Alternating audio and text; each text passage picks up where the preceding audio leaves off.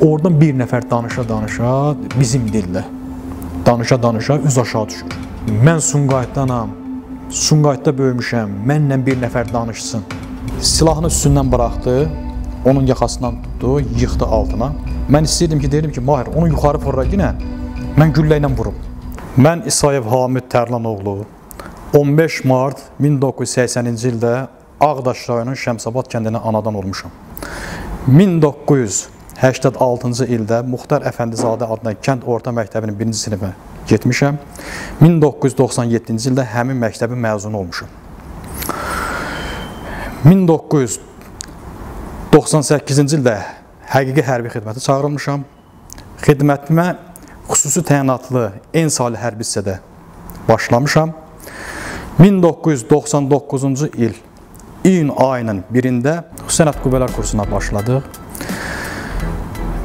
2000-ci il mart ayının 19-da Sənət Qüvvələr kursunu yüksək nəticələrlə bitirdim. Biz kursa 1400 nəfər şəxsiyyətlə qatıldıq. 1400 nəfər şəxsiyyətdən 56 nəfər kurs məzunu olduq. Xüsusiyanatlı qüvvələrin nəzdində olan digər kursları da yüksək nəticələrlə bitirdim və xüsusi təyinatlı qrupda öz ixtisasımda fəaliyyət göstərməyə başladım. Xüsusiyanatlı qüvvələrin bütün döyüş tapşırıqlarında, təlimlərində daima iştirak etmişəm. Döyüş tapşırıqlarının 80-85%-ında iştirak etmişəm. 2012-ci ilin axırlarında düşmən diversiyasının qarşısını Tərtər istiqamətində, 2013-də də yenə həmin istiqamətdə biz öz xüsusiyanatlı qruplarımızla dəfələrlə düşmən təxribatının qarşısını aldıq. 2014-cü ildə bizim xüsusiyanatlı bölməmizə məlumat və tapşırıq gəldi ki, düşmən Goranboy rayonu istiqamətində diversiya fəaliyyəti keçiriləcək. Bizim xüsusiyanatlı qrup həmin istiqamətdə hərəkət etdik. İyun ayının 27-si, 28-i vaxtlarına çəkərdi. Biz həmin vaxtlarda Arqıran deyən bir post var. Oradan Baranbart meşəsinə düşmənin diversiya qrupunu axtarmaq üçün hərəkət etdik. Biz gecələr fəaliyyət göstərirdik, gündüzlər izləmədəydik ki, düşmənin bütün cığırlarında, düşmənin bütün hərəkət etdiyi istiqamətlərdən onları gözləyirdik ki, onlar hansı istiqamətlərdən keçib bizim postlarımıza baskın edəcək. Düşmənin cığırını tapdıq, düşmən amma oradan istifadə etmədi. Onlar suya, İnci çaydan gəlib su götürüb, öz postlarına daşıyırdılar. Müəyyən bir vaxtdan sonra o cığırlardan istifadə etməmişdilər. Bizim hələ məlumatımız yox idi ki, düşmən artıq meşədə özləri üçün baza bölgəsi seçib, həmin baza bölgəsində bizim postlarımızı izləyirlər və tapşırığı icra eləmək üçün əmr gözləyirlər. Biz onların məxfi post deyilən postlarını aşkar etdik və orada onları izləməyə başladıq. Axşam saat 6 iradələrində onlar avtomobildən düşüb gəldilər məxfi posta. Oradan bizim postlarımızın müşahidəsini aparıb bizim şəxsiyyətini məhv etmək üçün oradan fəaliyyət icra etməliydilər. Biz onların fəaliyyət vaxtını bilmədiyimiz üçün daima gözləyirik ki, onlar fəaliyyətə getdiyi vaxtı onları sıradan çıxardaq, fəaliyyətlərin qarşısını alaq. Səhər saat 10 iradələrində düşmənə əlavə yenə qüvvə gəldi. Onlar ocaq qaladılar, yemək yedilər. Bizim onlarla cəmsi ara məsafimiz 50 metr idi. Sonra təmiz səsləri kəsildi. Heç bir fəaliyyət olmadı. Biz belə qərar açdıq ki, ola bilsin ki, bunlar getdilər və fəaliyyəti icra etməklərini saxladılar, qaldı. Əksinə bu belə deyilmiş. Düşmən daim onlardan nəzarətə saxlayıb və fəaliyyətə hazırlaşıb əmri gözləyirdilər ki, həmin qaldıqları yerdən biraz da bizim postlara yaxınlaşıb, gecə əmr aldıqda həmin postu məhv etsinlər. Biz 10 nəfər idik. Digər onların postları tərəfdən gələn cığırları da şəxslərimizi xüsusiyyətli qüvvələr mənsublarından yerləşdirdik və özümüz də 6 nəfər tərkibində onların hərəkət etdiyi cığırlarda mövqeləndik. Biz onların cığırından gözlədik, orada heç bir fəaliyyət olmadı. Dedik, bəlkə aşağı düşüb su götürərlər və buradan keçib bizim postlara baskın edirlər, orada onların təxribatının qarşısını alıq.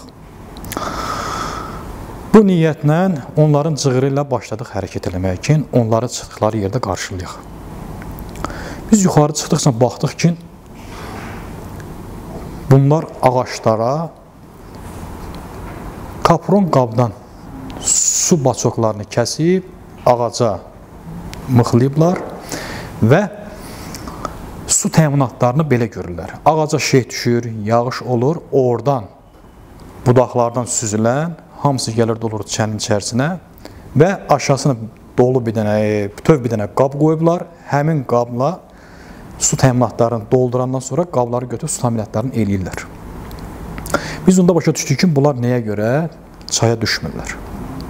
Və yuxarıda onların postlar arası əlaqələndirmə yolu var idi. Çox dayaz bir şəkildə idi. Çünki orada meşəlik çox hündür və sıx olduğuna görə bizim postlardan oralar görsənmirdi. Və onlar tam arxeliklə hərəkət edirdilər, danışırdılar, gülürdülər və iki postun arasından vınız çəkib qabağa, oradan bizim postlarımızın müşahidəsini axtarırdılar və keçib təxribatlar edirdilər. Biz onların cığırında mövqelənib gözlədik. Əlaqələnmə yoluna paralel orada otun içərisindən və kolun qırağından cığırları gəlirdi. Onlar çox vaxtı hava quru olanda həmin o cığırlardan istifadə edirdilər. Və biz onların cığırına paralel orada xət şəklində, badilər sistemində başladıq orada mövqelənməyə. Mövqeləndik, mən öz badimlə və digərlər də hərəsi öz badiləri ilə orada başladılar mövqelənməyə. Biz mövqələrimizdə oturmuşduq, birdən biz əskər gözlürdük. Görüm ki, kimsə başladı öskürməyə. Haradasa bizim 5-6 metrimizdə idi. Öskürdü və başladı boğazını təmizləməyə. Mən dedim ki, bura nə vaxt gəldi, biz bundan xəbərimiz olmadı. Və çalışdım ki, onu görəm. Biz də kolun içərisindəyik, bizimlə cığırın arasında heç 10 santı məsafə yoxdur. Yəni, diqqətlə baxılsaq, seçilərik. Biz səsimizi çıxarmadan başladıq onlara izləməyə. Düzdür, görsənmirdi. Mən çalışırdım ki, onları görüm. Görüm bu kimdir və bizə bu il belə necə yaxınlaşıb. Və istədim görəm, başımı qaldırmaq istəyirdim ki, görəm və bu əgər təkdirsə, bunu ya əsir götürəm, ya da ki, əsir düşməsə məhv edim. Həmin vaxtı 3 nəfər erməni əskərləri hərəkətini gördüm. Bizə tərəf hərəkət edirdilər cığırla. Gördüm ki, bunlar komandir heyətidir. 2 nəfər komandir heyətidir, bir-biri ilə erməni dilində söhbət eləyir, biri də arxalarında onların yağın ki, müddətdən artıq hərbi qulluqçusu idi. Boyları haradasa 1.78-1.80 belə boyları var idi. Və geyimlərindən, qollarındakı şevronlarından mən gördüm ki, bunlar xüsusi təyinatlardır. Və həmin anda fikirləşdim ki, biz axtardığımızı tapmışıq. Ki, bunlar həmən diversiya qrupları ki, meşədə məskunlaşıb bizim postlarımıza əmr gözürlər ki, basqın eləsinlər. Bizim də qabaqçıdan təyin olunmuş qaydada belə bir planımızda belə bir şey vardı ki, biz atəşə ancaq qrup komandirinin atəşi ilə başlayacaq. Düşmən sağdan da gəlsə, soldan da gəlsə, fəaliyyət onun atəşi ilə başlayacaq. Onlar bizim yanımızda mənim badimim və mənim yanımdan gəldilər, keçdilər. Biz onlara sərbəstlik verdilər. Tam rahatçılıqla söhbət eləyirlər, getdilər. Növbəti badi sistemlərinə keçdilər, getdilər. Və qrup komandirini və onun badisində keçib getdilər. Nə yaxşı ki, həmin vaxtda biz ateş eləmədik. Çünki hələ arxa var, hələ arxanın gəlməyi var. Çünki burada 3 nəfər ola bilməz. Onların da qrupunda 10-12 nəfərdir. Bunlar əgər yarım qruplarsa 6 nəfər olmalıdırlar. Qruplarsa 12 nəfər olmalıdırlar. Biz onlara sərbəstlik verdik, tam geçsin ki, qrupun tam özünü tutaq. Və həmin vaxtda yenə öskürək eşitdim. Bunlar biz də keçdilər, getdilər, görüm ki, yenə öskürür. Fikirləşdim ki, ola bilsin ki, bəlkə də bunlar bizi gördülər, görməməzliyə burada keçdilər, iki tərəfdən ateş eləmək istəyirlər. Mən dedim ki, yox, bu səfər qalxıb vuracam. Bu dəfə vurmalıyam onu. Və qalxdım ki, ateş eləyəm, yenə də həmin vaxtı eyni bir şey təkrar oldu ki, gördüm ki, 6 nəfər eyni formada, danışa-danışa, tam arxayın, boyları da baxırsan yenə də hündür, forma həmin xüsusiyyətlərin forması, rəqəmsal forma, qollarında şevron, başlayırlar cığırla hərəkət eləmək. Danışırlar, gülürlər, tam sərbəst. Gördüm ki, əllərində onların zirehli jiletləri var. Başlarında dəbilqələri var. Mən baxdım ki, 5-5 çapma ilə ateş eləsəm, onun heç vaxtı zirehini dələ bilmərəm, ancaq başını nişan alıb atacam.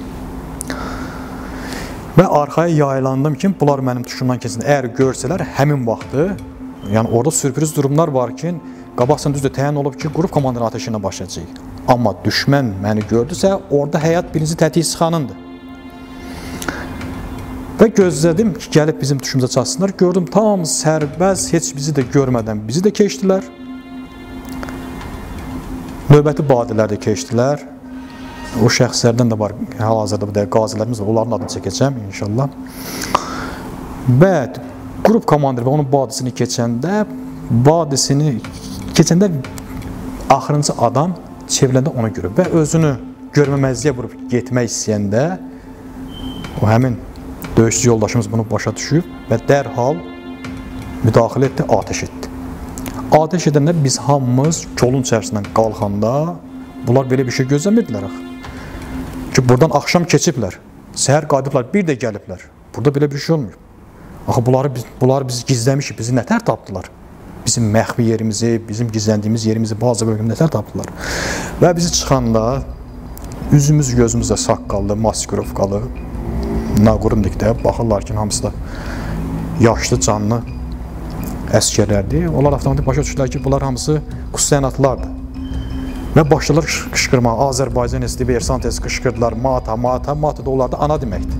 Mən ana sözün onları orada öyrənmişim. Başladılar bunlar qışqırmağa, biz çıxdıq, onlardan təslim olmağını istəyəndə, bunlar silaha əl atmaq istəyirdilər. Həmin vaxtı badilərdə, mən bu danışdığım proseslər arası 15-20 saniyə proseslərdir ki, mən bunları uzun-uzadı ətraflı danışıram sizə. Ki, bu epizodlar. Mən adını çəkəcəm həmin şəxsin, Mahir qardaşımızın, Məmmədov Mahir, o birinci erməni vurasında ikinci ilə əlbəyək oldu.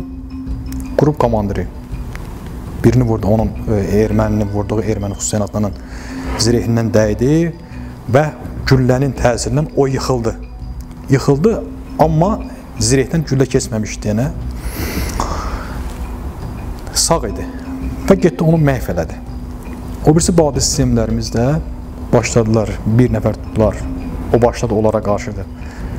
Müqavimət göstərmək istəyirdi, amma məhv olundu.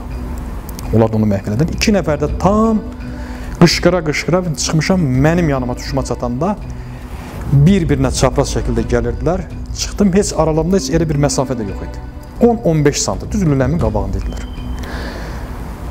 Yenə də təslim olmaqla istəyirdik. Görüm ki, silahlarını əl atırlar. Başladım onları.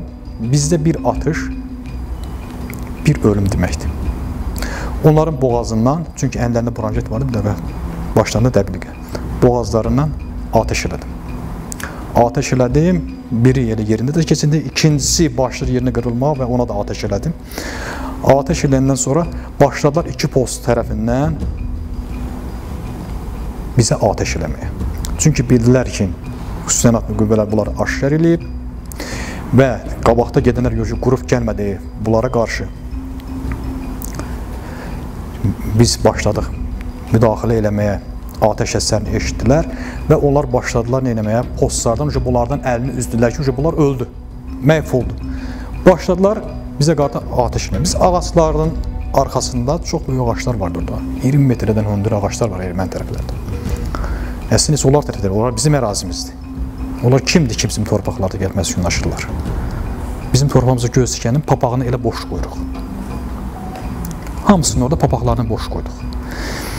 Və başladılar bizlə atışmaya.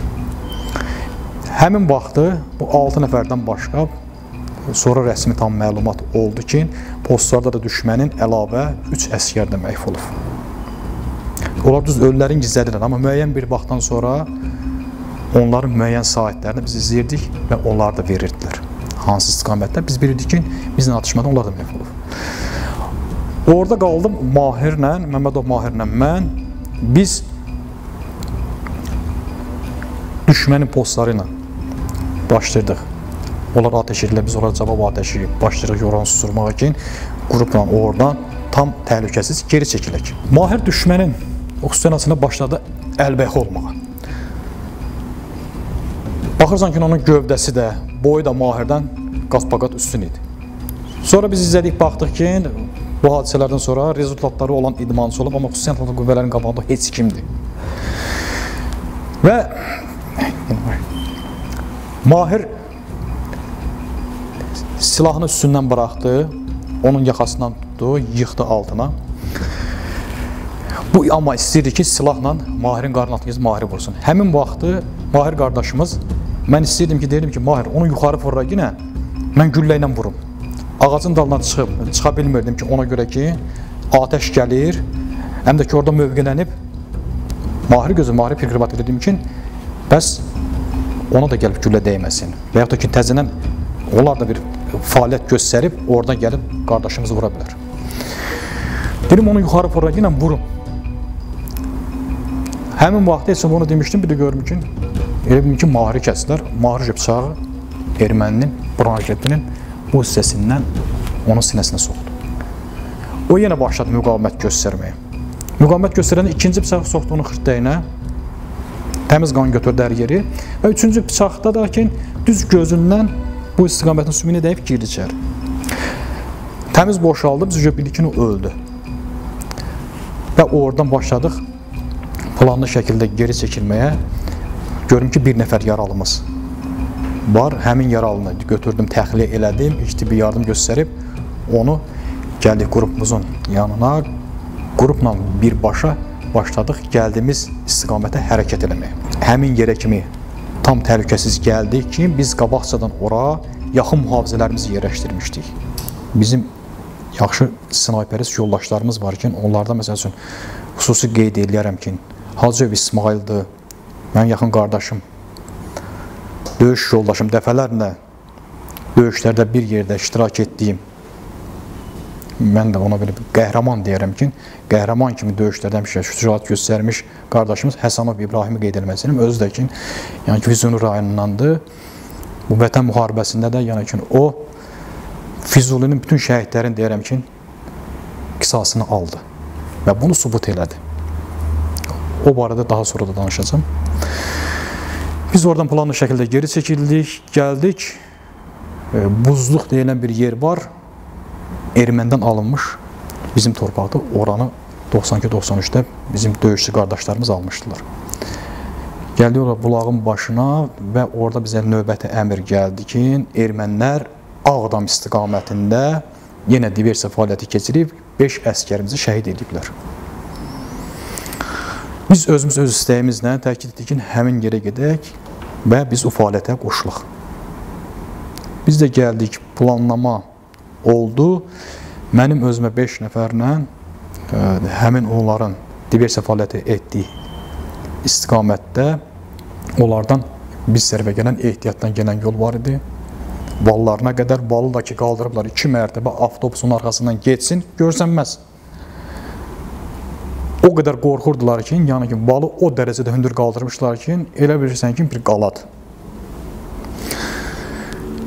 Biz həmin istiqamətə hərəkət edib, orada mənə təyin olunmuş yerdə, mövqelərdə gözlədik və hücum yarım qrupumuz başladı fəaliyyətə. Fəaliyyətə başladıq, hansı ki, düşmən gəlib bizim əskər balalarımızın qanını tökmüşdü, onların qisasını hökmən 1-ə 100 qat almalıydık. Biz başladıq müşahidəmizə, müşahidə vaxtı görür ki, bunlar tərəfdə çox canlanma var. Həmin vaxt onlar bir pilotsuz aparat da qaldırdılar. Pilotsuz aparat da qaldırdılar, ondan qabaq güllə də atırdılar, müharibəçilərdə keçid olmasın, itləri də hürürdü, işıq yandırırdılar. Pilotsuzları qalxıb gəlib gedəndən sonra bunların nə iti hürdü, nə atəş açdılar, nə fanar yandırdılar. Biz bilirdik ki, bunların xəbər var, tam sərbəstlik verməsinlər ki, onlar orada bizi qarşılasınlar. Onların palatka qurduqları yerlər var idi. 7 dənə palatka ilə mən saymışdım. Onlar orada həm qalırdılar, onların xüsusiyyən adlısı Nol 22 dedikləri. Əskərlərdən də var idi, müddətdən artıq hərbi qulluqçular da var idi, sonradan məlum oldu. Başladıq, hücum yarım qrupu gəldi, mövqeyləndi. Mövqeyindən sonra həmin vaxtı onlardan atəş açıldı. Atəş açıldı və onlara cavab olaraq bizim qruplarda başladı atəş eləməyə. Atəş elədik, bizim fəaliyyətdən xəbər olan düşmən, bütün onların ikinci eşelon dedikləri yer var. Oranı canlı qüvvə ilə doldurmuşdular. Birinci eşelona köməyə gəlib, bizim xüsusiyyənatların qruplarının yolunu başladılar bağlamağa ki, mühasirədə saxlasınlar. Həmin vaxtı mənə əmr gəldi, mən yolu buraxıb, həmin istiqamətə öz şəxsiyyətimdən 5 nəfərlə onların mühasirəsini darmadağın etmək üçün hərəkət etdim. Və onların valını keçib,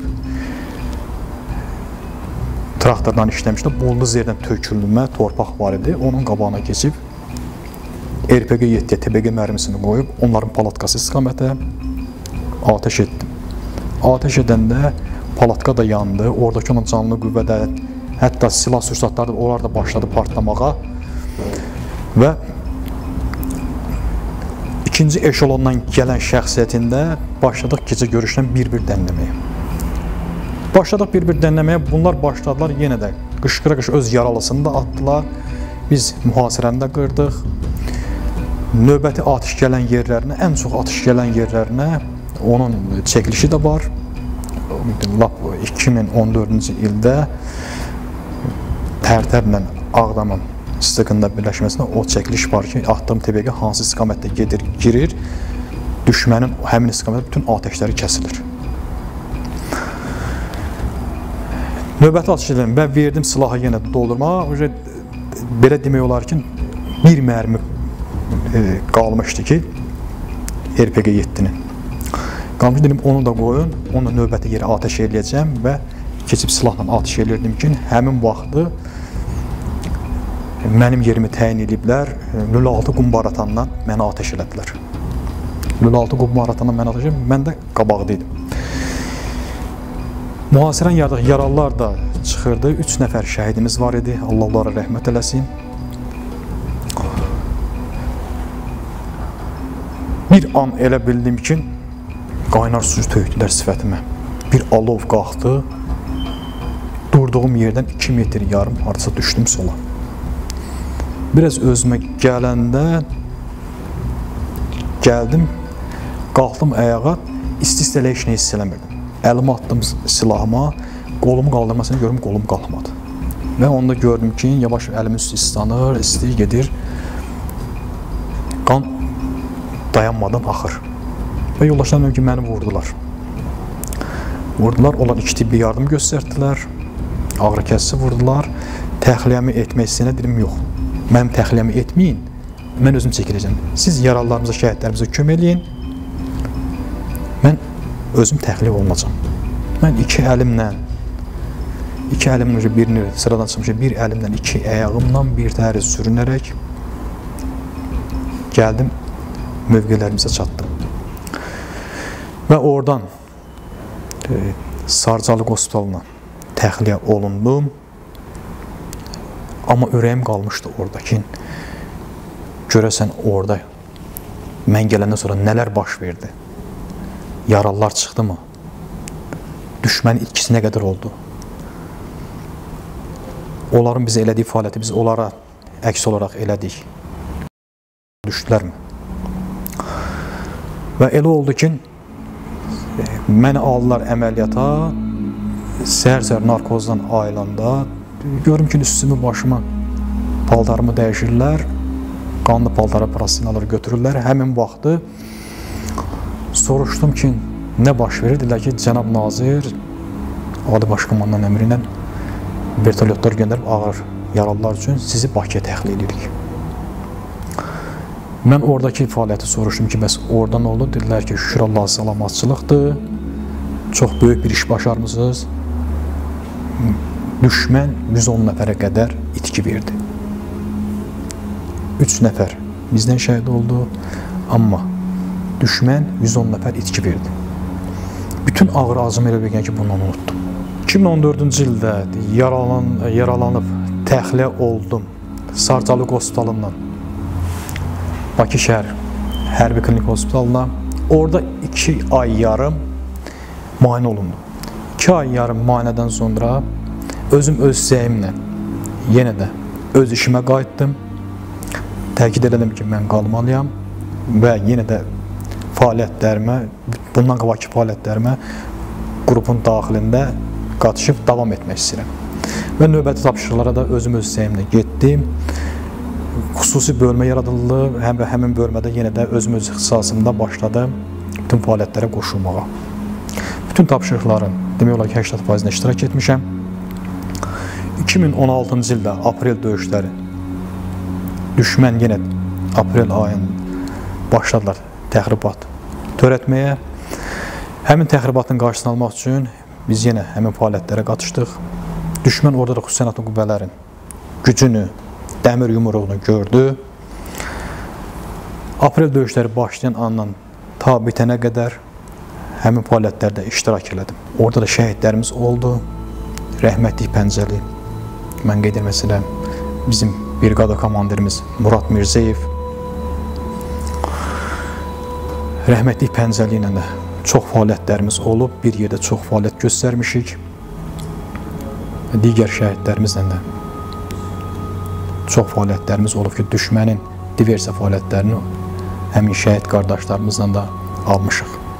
Onların qanı yerdə qalmadı. Biz onların qanını artıqlaması ilə aldıq. 2016-cı ildə düşmən dərsini almağına baxmayaraq 2020-ci il sentyabr ayında yenə də öz mənfur niyyətlərindən qalmadılar.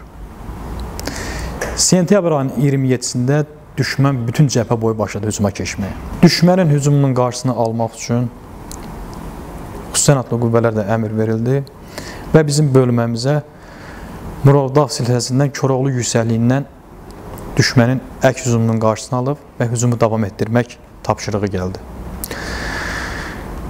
Biz həmin istiqamətdən düşmənin hücumunun qarşısını alıb və əks hücum elədik. Murovdağ silsiləsindən biz Çiçəkli dağ, dağa kimi hərəkət etdik. Düşmən pilotsuzla bütün ərazilərdə bizi axtarırdı. Biz xüsusi sənator qüvvələrin döyüş tapşırığının yerinə yetirilməsində, təlimlərdə daima istifadə etdikləri düzənlərlə hərəkət edib, sağ və sol postları ala-ala canavar sağ, canavar sol, bütün postları bir-bir təmizə bölmələrlə və mərkəzə də özümüz hərəkət edirdik. Düşmən 5 korpusundan şəxsiyyət ayrılıb, artilleriya düzüb bizi gözləyir ki, orada suya alsın. Amma niyyətləri başında öz başlarına çatladı, çoxlu itki verdilər və postlarını hamısını ala-ala getdik. Sonra yuxarı komandanlıq tərəfindən növbəti əmr gəldi ki, növbəti istiqamətdə biz bu fəaliyyətləri icra eləməliyik. Biz gəldik Füzuli istiqamətinə, Füzuli istiqamətində tərtiblənib, oradan başladıq yenə öz fəaliyyətlərimizi icra eləməyə. Oradan dəstələr tərkibində hərəkət etdik.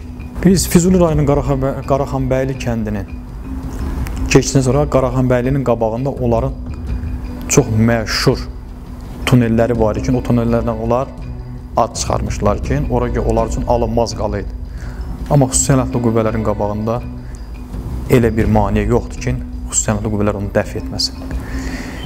Biz bölmələrimizlə həm istiqamətlərə hərəkət etdik. Düşmən qruplara bölünüb ərazilərə parça-parça paylanmışdılar və snayper atəşlə tutdular bizi.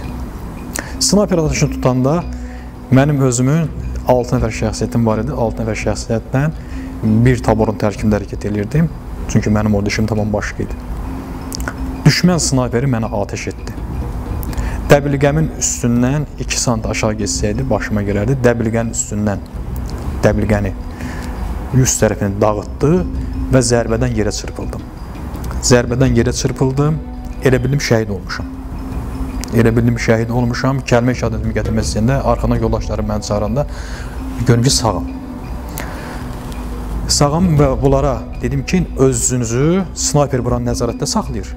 Siz özünüzü ölüyə vurun. Güya ki, siz də ölmüsünüz. Və buradan 8-10 dəqiqə gözləyəndən sonra 1 metr silahımızı qabağımıza qoyub həmin istiqamətdə başladıq. Yuxarıda köhnə səngərəli var idi. Ora tərəf hərəkət edib, durub ani anda keçib səngərsin mövqələndik və düşmənin mövqələrini atəş edib oradan yoldaşlarımızı təxliyəsini etdik. Tunellərdən onların 75 nəfər girdik, daxil olduq. Tunellərin içərisində onların nəyi yox idi. Bu 30 ildə onlar ancaq istehkamların güclədiblər. Həmin tunellərin içinə betonlar döşüb, həmin betonlar tunellərin içərisində texnika rahat hərəkət edir. Qabaqlarında kamera vardı ki, adi titrəmə ilə hansı istiqamət etsən baxır. Titrəmə datçikləri yerə bastırılıb, adi sıçan gəlsin belə, onun ayağının səsindən başlayır kamerada həmin istiqamətə dönməyə. Və onlar orada monitorun qabağında baxırdılar ki, dəzgahların üstünə birləşdirilmiş silahlar var idi. Onlar orada baxırdılar ki, əgər insandırsa canlı qüvvədən istifadə etmədən otururdular, başlayırdılar düyməni basıb silahdan atəş eləməyə. Çünki kameranın hər bir şey görür. Biz kameraları da məhv etdik, ondan sonra rahat da girdik. 75 nəfərə əsir götürmüşdük. Və düşmənin döyüş əzmini orada qırdıq və növbəti tapşırıqlar istiqamətində başladıq hərəkət etməyə. Biz bir gecədə 30-35 kilometr hərəkət edirdik. Düşmən artıq səhər aylarında görür ki, hakim nöqtələri tutmuşuq. Müqavimət göstərmək istəyirdilər, alınmırdı. Artilleriya ilə, aviasiya ilə başlar bizi atəşə tutmağa. Amma xüsusi səlahiyyətli qüvvələrin bir belə təlimləri bu müharibə vaxtı özünü göstərdi ki, xüsusi səlahiyyətli qüvvələr nəyə qadirdir. Mən düşmənlərə demək istəyirəm ki, nəinki xüsusi səlahiyyətli qüvvələrin müharibədə onlarla döyüşü. Xüsusi səlahiyyətli qüvvələrin təlimləri belə onları ölümü xatırlatsın. Biz hakim nöqtələri tutandan sonra düşmən özü məcbur qalıb, öləni ölürdü, qalanları əsir düşürdü. Gerdə qalanları oranı kobudcasına tərk edib hamısı gedirdi. Silah sursatını buraxırdı. Silah sursat, yeməkləri. Biz demirik ki, yemək təminatını istəmirdik gəlsin. Elə düşmənin öz səngərindən nə ki, təminatları vardı, onlardan istifadə edirdik. Sursatımızı da oradan doldura istifadə edirdik. Silahlarından istifadə edirdik.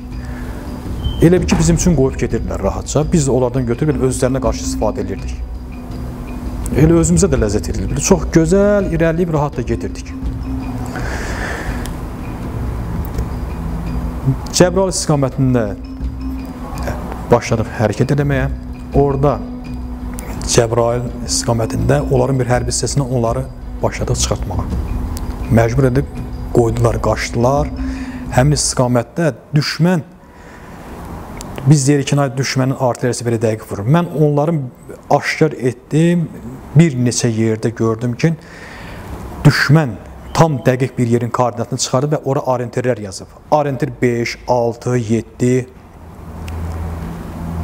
Orientir 5 istiqamətində onların artilleriyasından bizə atəş gəldi. Və yoldaşlarıma dedim ki, bunlar hər bir orientirin tuşunda bizə atəş edəcəklər. Çünki oranın tam dəqiq koordinatlarını çıxardıblar. Ora atəş edəcəklər, oralardan ehtiyatlı olun. Qabağın bundan xəbəri yox idi və qaça-qaça gəldim qabağa. Bir yoldaşımız da vardı, zabit yoldaşım. Ondan ki, qabağa da xəbər eləyək, bunlar hər bir yeri orienter ediblər. Biz bu orienterlərin yanına keçəndə bunlar bizə atəş edəcəklər və ehtiyatlı olsunlar. Qaça-qaça gəlib qabaq tərəfi mövqəlendikləri yerdən çıxartdım ki, buradan durun, indi bura atəş edəcəklər, bura orienter 9-dur. Bunları buradan çıxardıb, aşağı salmışdım, özüm onların atəşinə düşdüm. Həmin vaxtı mərmin öz düşüşünü özüm gördüm. Mərminin partlayışında həmin vaxtı mövqəlensəmdə 3 dənə qəlbə sifətimdən, başımdan, bir də ki, qaşımın üstündən dəymişdi. İlk tibbi yardım göstərildi, təxliyə olunmaq istəmədim, dedim ki, döyüşə davam edəcəm, belə də gedəcəm. Rabitə ilə xəbər də verilsə, dedim ki, ehtiyac yoxdur. Mən ancaq döyüşə davam edəcəm və özüm üstəyənimi yenə də davam etdim. Cəbrayıl istiqamətində düşmən başladı əks hücuma keçməyə, 11 dənə tankla gəlir. 11 dənə tankla. Bizim bölmələrimizdə bir-birinə paralel olaraq başladıq irəliləməyə. Və arxasından yenə də yüngül zirehli texnikalar gəlirdi, BMP-ləri gəlirdi, canlı qüvvəsi gəlirdi. Birinci gələn 11 dənə tankın 5 dənəsini spike'larla vurmağa nail olduq. Vuran kimi bunlar qorxudan 6 dənə tankı qoydular, özləri qaçdılar. Başladılar geri çəkilməyə, BMP-ləri tam əks dönüb, canlı qüvvədən hamısı başladılar geri çəkilməyə, qaçmağa. Və belə də Allahın köməkliyi ilə Cəbrayılda azad olundu, ələ keçdi. Növbəti tapşırığımız, istiqamətimiz Hadrutun azad olunmağı idi. Düşmən Hadrutu verməmək üçün bütün canlı qüvvəsini demək olar ki, yığmışdı. Hadrutun cənub hissəsinə. Onlar bizi cənub hissədən gözləyirlər. Cənub hissədən gözləyirlər. Ona görə çox yerləri, hansı ki, yaşayış yerləri vardı, hərbi hissələri vardı, oraları boşaldıb dağlara, harada hakim nöqtələri vardı, oralara çəkilmişlər. Biz gecə hərəkət edirdik, gündüz vaxtı maskalananı görsəm, gecə ən azından heç olmasa onların zajvalkasının işığını belə görürdük. Onlar özləri də bilmədən işıq maskalanmasını pozurdular və bizim müşahidəmizə düşürdülər. Müşahidə edirdik, baxırdıq ki, bunlar burada hansı say tərkibində ola bilər. Və biz istiqamətimizi dəyişik müxtəlif yerlərlə hərəkət edirdik. Həmin vaxtı topların səsini eşidirdik. O toplar bizim yolları nəzarət edirdilər. Atəşləri kəsilmirdi. Yolu o dərəcədə vururdular ki, texnikanın hərəkətinə son qoymuşlar, məhdud eləmişdilər ki, texnika hərəkət eləyə bilmirdi. Bütün dərələrdə onları axtarırdıq ki, onlar bir dənə əlimizə keçsin. Hansı dərəyə baxın səsi gəlir, artilleriyanın da səsi burada gəlirsə, burada atəş olunursa, o mərmin uçuşundan yanından gəlib keçsin, elə bilsən ki, buralarda atış olunur. Amma ki, orada müəyyən bir məsafə var ki, fərz edək ki, Hadrutda atılan topu biz elə bilirdik ki, Hadrutdan Bərbəli deyildi, Hadrut Cəbrayıl istiqamətində oralarda hansısa bir dərədədir. Yəni o dərəcədə səsi elə gəlirdi. Gözümüz görə görürdük ki, ancaq yolu nəzarət edirlər, istəyirdik ki, bunları neyini tapıb məhv eləyək. Və Hadrutun müəyyən hakim nöqtələrinə gəldik, çıxdıq, oranı işarələyib oturduq orada. Orada baza bölgəsi qurduq, səhərin açılmağını gözlədik. Səhər açıldı, oralara təmin nəzarət elədik və giriş planladıq ki, bu başdan yox, çünki düşmən, yenə dedim ki, cənub hissəsinə bütün qüvvəsini cəmləmişdi ora. Texnikalarını, canlı qüvvəsini hamısını cəmləmişdi ora. Biz 9 kilometr yarım yolumuzu uzatdıq, gecə başladıq hərəkətə. Çox çətin yollarla keçdik və özümüz istədik ki, haropdan istifadə olunsun. Haropun səsi gələndə düşmən qaçıb can deşiyi axtarır ki, geçsin özünü soxsun ora. Harop sadəcə olaraq nə edirdi? Səs salırdı. Bunlar qaçıb gizlənirdilər. Bizim əgər olubsa səs maskalanmasını pozaq belə eşitmirdilər. Biz Hadrutun gəldik şimal istiqamətinə, Hadrut Xankəndi istiqamətinin yolu var idi, o yolu. Və o yolu keçib, orada hakim nöqtələr vardı ki, biz oranı tutmalıydık. Müəyyən bölmələr vardı ki, o bölmələr tərkibində biz həmin hakim nöqtələri ələ keçirdikdən sonra mərzul eləməliyik yuxarı komandalar ki, nöqtələr əlimizdədir, fəaliyyətə başlamaq olar. Hadrutun şimal istiqamətinə çatdıq və orayla o qədər də setkalar toxuyublar ki, o setkaların elə hamısını bir-bir kəsə-kəsə gəldik kəndlərinin, o başdakı kəndlərindən keçib, gəldik Füzuli istiqamətinə, Azərbaycan arasına gedən bir torpaq yolu var idi. Oranı qalxdıq, müəyyən bir yerdə mövqe tutduq, yolu Hadrut Xankəndi yolunu, Hadrutdan Füzuliyə gedən belə deyək, torpaq yolu nəzarətdə saxladıq. Və orada mövqeləndik. Çox bir az say tərkibimiz vardı bizim. 20-25 nəfər idik. Səhər açılırdı. Düşmən uca gördü ki, bizim bölmələr, bunlar haradan gözləyir, biz harada gəlib dayanmışıq. Başladılar bunlarda şuqanə yaranmağa. Atışmaları, polisləri, hamısı qaçışdı bir-birinə. Hadrut rayonundakı bütün hamısı hərbiçilərlə dolu. 2 dənə hərbiçilər var idi. Hərbiçilərlə dolu idi. Hətta bunlarla bir yerdə polislər də qalmışdı. Hamısı silaha qurşanıb, bunlarla bir yerdə çin-çinə başında döyüşməyə.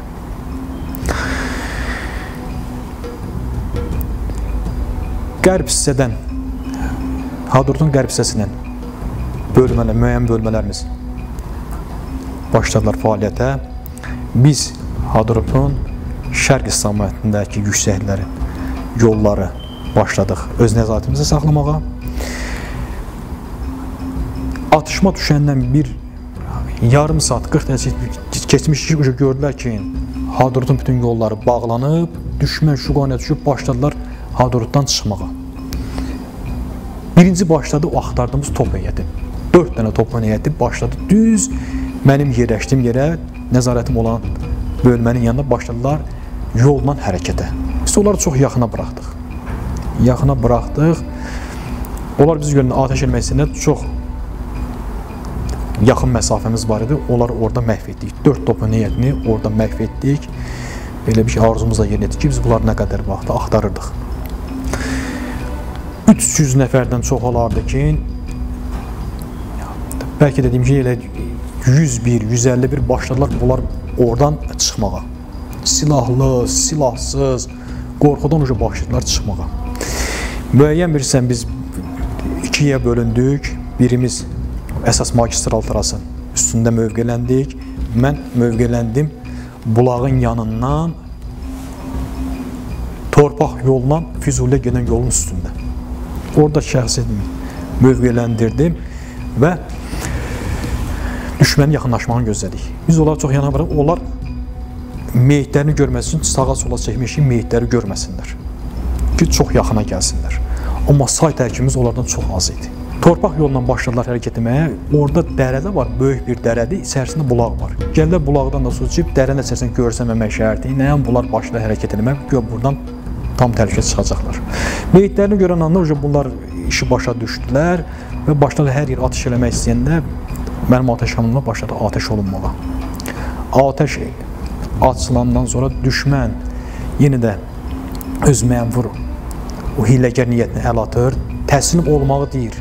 Deyirsən təslim ol, yenə başlayır atəş eləmək. Və bizi də çıxmaz vəziyyətdə qoydular. Biz bütün atəşimizlə, deyirəm sənə o dərənin içərisindən 6 nəfər sağ çıxdı, 1 nəfər yaralı olmaqla, qalan hamısının meyidi orada qaldı. Setkaların dibi, dərənin qırağı, yolda bütün düşmənin meyidi qaldı və Xankəndindən gələn maşınlar da başladılar özlərini onun içərisinə atmağa, yaralıları mindirirlər, başladılar daşımağa. Və növbəti yoldaşlarımız da həmin istiqamətdə başladılar olan yolunu kəsib atəş eləməyə. bütün canlı qüvvədən 6 nəfər belə demək olar ki, sağ qaldı. Və neçə gündəkin ərazidəyik, hərəkət edildim ki, hər gecə biz 30-35 km, 40 km belə deyim ki, hərəkət edirdik. Xüsusilə qüvvələr az ola bilər, çünki onun təlimini görüb. Yuxusuz ola bilər, onun təlimini görüb. Yəni biz belə bir şeylərə dayanıqlıyıq. İradəmiz möhkəmdir. Həmin istiqamət yuxarı komandalarından başladıq mövqeylənməyə. Düşmən Füzuli istiqamətindən qaçan, Hadrutdan çıxan ancaq gələ bizim istiqamətlərdən hərəkət edib gedirdilər. Və biz onların hərəkətinə mane olurduq. Neçə dənə kamazlarını keçirdik elə, silah dolu, içində mina atanları, mərmisi, canlı qüvvəsi, hamısı məhv olunurdu, qaçan, canlı qutaran qaçırdı. Bir maşın yenə də silahlarını tutduq, Hadrutun elə komandirin özü maşınını, pikapını, yoldaşlar gətirdilər, arxası dolu silah, xəritələr nə qədər götürdük, orada nələr qeyd olub, hamısını gördük və onu hamısını təqdim elədik. Biz 5 gündən çox idi ki, yəni az idik, amma fəaliyyətlərimizi icra edirdik və yüksəkliyə doğru hərəkət edirdik ki, həmin yüksəklər də ələ keçirək, onların orada radar sistemi var idi. 1464 yüksəkliyində, 1462 yüksəkliyində. Biz meşələrdə yenə onları axtarırdıq, onların qruplaşmasını və hətta ki, hücum edirdilər, hücumların qarşısını alırdıq. Bir nöqtədən digər nöqtəyə gedirdilər, kömək göndərirlər, o köməklərin qarşısını alırdıq. Və bütün bunlar haqqında da yuxarı komandanlığa məruz edirdik. 5 gün aç susuz, 5-ci gün idi ki, bir bölməmiz tərəfindən bizə su gətirildi. Su gətirildi. Çünki digər bölmələr Hadrutun içinə girmişdi. 5 günlük oradadır. Orada təmizləmə işləri keçirilirdi. Düşməndən ələ keçirirdik, məsələn, danışdırırdıq. Deyirdilər ki, Hadrutda bir general gizlənib, hər evdə də 2-3 nəfər var. Biz deyirik ki, bu canını qorumaq üçün deyir.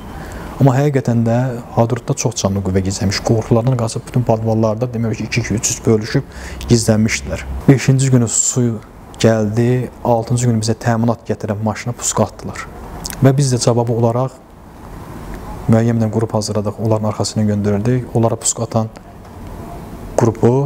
qruplaşmanı məhv etdirdik. İçərilərində ən qocası 83 təvəllüdür. Mən onu baxdım, vəsiqəsinə 83 təvəllüd idi. Hadrutun bütün yüksəklərini ələ keçirdik. Ələ keçiriləndən sonra başladıq onları biz milli orduya təhvil verməyə. Milli orduya təhvil verdik, aklar təyin olur, biz aklardan onlara təhvil verirdik. Düşməndən ələ keçirdik, bütün silahları da onlara təhvil verirdik ki, düşmənin alıb öz silahlarından özlərinə qarşı istifadə etsinlər. Hamısı təzə silahlar idi. Biz onları hamısını milli ordunun əskərlərinə verirdik ki, onlar ondan istifadə etsinlər. Və bir günlük, cəmsi bir günlük biz istirahət üçün Hadrutu təhvil verdikdən sonra bölmələrimizə baza bölgəsinə qayıtdıq. Bir gündən sonra növbəti tapşırığa Tuğ istiqamətinə hərəkət etdik. Biz gecə Hadrutdan çıxıb təyin olunmuş marşrutlarla, hava şəraiti çox pis idi. Hara baxsan düşmənin postu, düşmən hər yerə səpələnmişdi. Təyin olunmuş marşrutla Çiskinli dumanlı hava idi, kəşfiyyat havası deyirlər. Başladıq hərəkətə.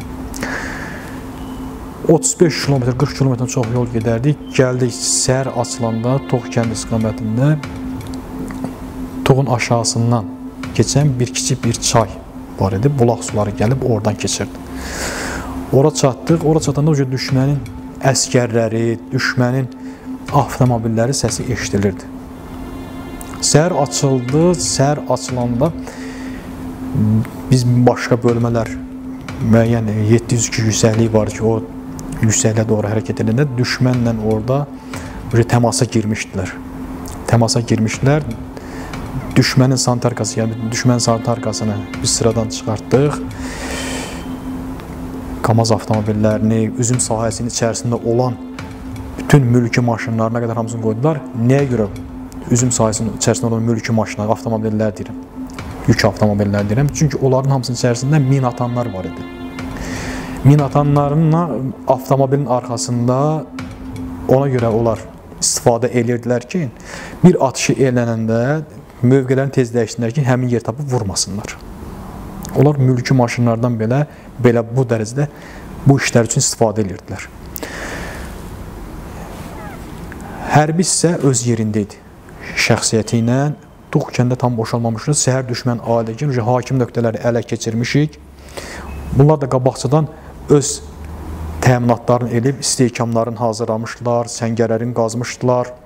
Özləri üçün, belə deyək də, biz gələndə bizim üçün ölüm bölgəsinə girib, bizi məhv etmək üçün bütün yerlərə səpələnib, səngərlərini qazıb gözləyirdilər. Təpədən dırnağa kimi də silahlanmışdılar. Həmin vaxtda səhər-səhər Alatoranın açılırdı. Düşmən əskərləri bizi görəndə biz 700 yüksəlinə tərəf gedib, orada yoldaşlarımıza kömək eləyib oranı ələ keçirməliydik.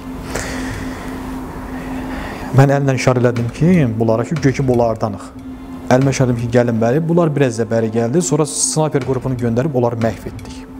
Ondan sonra hərbi hissə aildi ki, burada xüsusi təyinatlı qüvvələr gəlib yerləşib, vəziyyət başqa cürdür. Üzüm sahəsinin biz keçmək istəyirik 700 yüksəkliyinə, orada başladılar biz ateşə tutmağa. Ateş açıldı, ateş açılanda biz mövqeləndik, RPG-lərdən, pulemyotlardan başladılar ateş açmağa. Briqada komandirin əmri ilə özümlə 5 nəfər götürüb sağdan manevr etməliydim. Sağdan manevr etməliydim. Düşmənin mövqeləri həmin istiqamətlərdə var idi. Amma biz bilmirdik orada adam var yoxsa yoxdur. Mən gəldim 5 nəfərimi götürüb özümlə bərabər sağ tərəfdəki setka kəsildi və oradan başladıq manevrləməyə. Düşmənə iki tərəfdən manevrlədik. Həmin onların səngərinə çatanda mən onlara başladım rus dilində komanda vermək. Çünki bilirdim ki, belə dayanıqlı əskər ancaq onların muzul döyüşçülərdir. Ya hallıdırlar, ya içkilidirlər. Rus dilində komanda verəndə bunlar görürlər ki, sağdan da ateş gələr, mühasirəyə düşürlər. Başlılar mənim komandadan sonra ki, mən rus dilində komanda verdim ki, əllərinizi qaldırın, təslim olun. Sonra səngərdən çıxıb üz aşağı getdilər. Üz aşağı gedəndə biz başladıq bunlar atış eləməyə. Çünki bunlar təslim olmadılar. Atış elədik. 2 nəfər qaçıb sniperin səngərinə girdi. Səngərəni ələ keçirdik. Bütün sursatları, yemək təminatları hamısı bizə qaldı. Sonra başladıq oraları minatanla ateşə tutmağa. Biz başqa yerdə mövqələndik. Sursat təminatımızı gördük. Müəyyən bir istiqamətə çəkildikdən sonra ki, növbəti yerə hərəkət edəcək. Gördüm ki, yoldan Hadrut, belə deyək ki, Şuşa yolun üstü idi. Oradan bir nəfər danışa-danışa bizim dillə danışa-danışa üz aşağı düşür. Üzüm tənəklərinin arasından məhdələri kəsib bir-iki sıra qabağa getdim. Tam yaxına baxım, görüm bu kimdir? Bu bizimkilərin danışığı deyil. Çünki biz aşağıda baza bölgəsi seçmişdik. Şum idi, şumun aşağısı çaydı, kolluqdur. Əskər heyətimizi orada saxlamışıq, təminatımızın əskərlərini. Üstünə baş sabit qoymuşuq. Bu, həmin istiqamətlərə başlayır hərəkət etməyə və danışır ki, mən Sumqayıtdanam, Sumqayıtda böyümüşəm, mənlə bir nəfər danışsın. Mən müharibə istəmirəm, torpaqlar sizindir, sizin torpaqlardır. Mənlə bir nəfər danışsın, məni bıraxın gedim. Və bunun da bu 702 yüksəlinin sol tərəfindən də bunun arxasından kör atışlar gəlir. Biz bunun niyyətini başa düşmədik. Mən bunu izləyə-izləyə buna paralel aşağı düşdüm. Aram 100-150 metr olar. Buna paralel özümü göstərdim, düşürəm aşağı. Çayın dibinə düşəndə 2 nəfər yoldaşımız var idi. Dedim ki, bəs belə-belə. Bu ermənidir. Bunu gedək tutaq, danışdıraq. Onlar da dedilər ki, mənə dayı deyirlər. Dedilər ki, dayı, 5-6 dəqiqə səbir eləyək, ola bilsin, tələ də ola bilər. Tələ ola bilər. Görək nə olacaq bunun axırı. Və gözlədik, ora yaxınlaşanda oradan bizim mövqelərdən, əsgərlərimizdən buna güllə atılan kimi o aşağı yatdı və toğun içindəki hərbi hissədən həmin istiqamətə bunu göndəriblər ki, kəşfiyyata, sən getginən, sənə əgər ateş eləsələr, biz onların orada olub-olmamağını bilək, həmin istiqamətə basqın edək. Mən bunun belə satqınçılığını gördüm, ona yaxınlaşıb, onu məhv elədim. Məhv etdim və hərbi hissədən bizə 6 dəfə basqın etdilər. Biz az bir sayda başladıq həmin basqınların qarşısını almağa. Orada bizim yaralılarımız oldu. Həmin yaralıları müəyyən bir yerə kimi təxliyə etdik. Orada məsəl üçün qeyd eləməsinəm Aslanov Qalib qardaşımıza təxliyə etdik. Şükürlər olsun ki, mümkün də həyatdadır, çox ağır yaralanmışdı. Ağır yaralanmışdı. İnşallah tam sağalıb yenidən ya işinin başına qalır, ya da həyatına davam edir. 6 dəfə hərbi hissədən basqının qarşısını aldıq və üstümüzdə o gün dedi ki, mən də bütün ciyərlərimə qədər soyuq tutmuşdu. Yaralarım, qəlpə yaralarım yeri sifətimdə, başımda hamısı irinləmişdi. İrinləmişdi. Yenə də onunla belə döyüşə davam edirdim, öz istəyimlə. Ya şəhid olmalıyıq, ya qazi. Həmin vaxtı bir səs eşitdim, dedim ki, bu bizim, baxın görün, təyyarənin mi səsi, bizim təyyarədir bu. Elə bilim, təyyarə səsidir.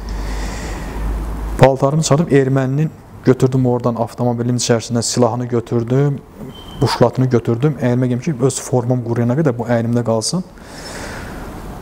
Həmin vaxtı səs gəldi, elə bilim ki, təyyarə səsidir. Düşmənin tankla hərəkət edib, gəlib hərbi hissəni həmin istiqamətdən çıxarmağa. Onlar da elə bilər ki, biz yolu bağlamışıq və orada müdaxilə edib canlı qüvvəsini oradan çıxarıb aparmaq istəyirdi. Həmin vaxtda atəş olundu tankdan. Atəş olunanda mərmi bizdən çox qabağa düşdü və başladı üstündəki PKT ilə atəş açmağa. Açanda ağaçları elə bilsən ki, lezva kimi biçir. Onun yeri dəyib mərmisinin parçalanmasından dizimdən də yaraldı. İkinci mərmisindən yenə də başımda çox böyük bir ağrılar əmələ gəldi. İstər-istəməz öldüm. Naxçıvan heyətindən RPG götürüb ona müdaxilə etdik. Müdaxilə edəndən sonra tank sıradan ikinci mərmidən sonra çıxdı. Bunlar sakitləşdilər və oradakı canlı qüvvəni müəyyən birini, hissəsini məhv etdik. Məhv edəndən sonra biz yaralılarımızı götürüb təhlükəsiz bir bölgədə çəkilmək məcburiyyətində qaldıq. Kolların arasında onların artilleriyalarının əvvəl yerləşdiyi yeri tapdıq. Həmin yerdə yerləşdik, yaralılarımızı, öz yaramızı ilk tibbi yardım göstərildi. Səhərsi gün yaralıların təxliyəsi əmri verildi və düşmən bütün yolları başladı minalamağa. Mən də o yaralıların içərisində idim. Orada 16 yaxında şəhidlərimiz vardı. Şəhidləri qoyub özümüz də yanında qalırdıq.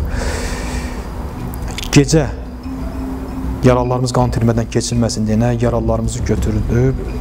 Müəyyən şəxslərlə başladıq hərəkətə. Xəbər gəldi, yollarda mina var. Təxliyə gələn avtomobil minaya düşüb. Mən dedim ki, mən istehkamçıyam. Yolda mina olsa, mən onu təmizləmək üzrə qadirəm. 10 metr yerirdim, 10 metrdən sonra dizim gələ gəldi, yerimirdi. Dizimdə də qəlbə, qan axma, bütün yaralarım irinləyib, qızdırma. Ciyərlərimdə pnevmoniya olub soğuqdan neçə gün aşsız qalmışdıq. 10 metr elə getdik. Səhərə yaxın idi, təxliyə avtomobili gəldi. Getmək istəməsəm də yüksək rütbəli zabitlərimizdən boynumu qucaqlayıb məni təxliyə elədi. Əhmədbəyli qoşqusuna təxliyə olundum. Orada ilk tibbi yardım göstərildi. Özümü 1-2 gün ərzində toplayandan sonra öz istəyimdən oradan yenidən döyüşçü yoldaşlarımın yanına getməyi qərarlaşdırdım və çıxdım. Başqa bölmələrə qoşuldum. Biz Qırmızı Bazardan Şuşa istiqamətinə hərəkət edirdik. Mən də yoldaşlarımızla gelib əvvəlki öz bölməmə çatmalı idim. Şuşa tərəfində onda artıq çox qızğın döyüşlər gedirdi. Düşmən 360 dərəcə hər bir tərəfdən artilleriyalardan istifadə eləyirdi. Mərmi hardan gəlirdi, bütün gücü də vermişlər ki, Şuşanı verməsinlər. Şuşanın aşırımlarının hamısını avtomobillərin yanacaq şlanqını kəsib 45 dəqiqə saxlamışlar ki, burada pexotanın, piyadaların və texnikanın hərəkətini məhdudlaşdırsınlar. Xüsusən də qüvvələr kəndirlərlə sıldırım qayalara marşrutlar seçib oralardan qalxdı. Biz də oradan istifadə edib Şuşanın kəndlərində, Malıbəyli istiqamətində artilleriya mərmisinin yanımıza düşməklə yenidən əyağımdan, topuq hissəmdən çox güclü yaralandım, başımdan qapalı kəllə beyin travması aldım, huşumu itirdim, özümə gələndə Füzuli rayonunun diaqnostikasında gözümü orada açdım. Gözümü orada açdım, yoldaşlarım tərəfindən mənlə gedən başdakı bölməyə qoşulmuşdum, həmin bölmə tərəfindən təxliyə olundum. Və oradan da təxliyə olunduq Bakı şəhərinin hərbi klinik hospitalına.